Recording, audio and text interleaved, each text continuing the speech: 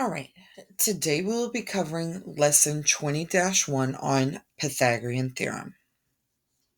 It states, we're going to break this up into 4 separate sections. Questions 1, question 2, questions 3 and 4, and then we're going to finally do question number 7 to round out the entire lesson.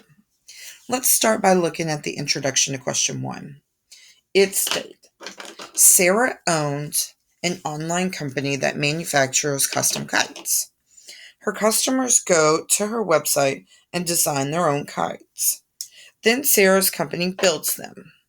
Many of the customers don't know the correct names for the parts of a kite.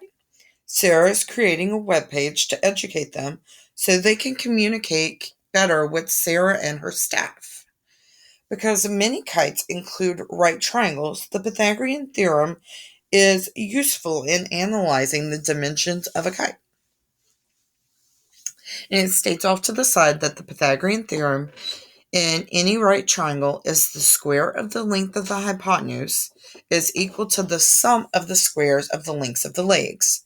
If A and B are the lengths of the legs and C is the length of the hypotenuse, then C squared equals A squared plus B squared. Let's take a look at question number 1. Question number 1 states, model with mathematics.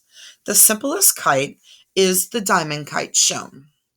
When the sides of this type of kite meet at the right angle, you can use the Pythagorean theorem to find the lengths of the spine. A. Which side of the kite XYZ is the hypotenuse and which sides are the legs? B. What is the length of the spine and show your work?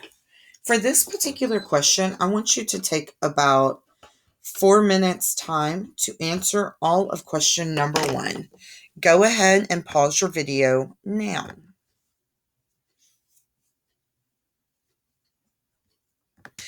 As you can see, the answers to questions 1A and 1B have been provided. We know that the hypotenuse is always across from the leg, so that would have made it XY.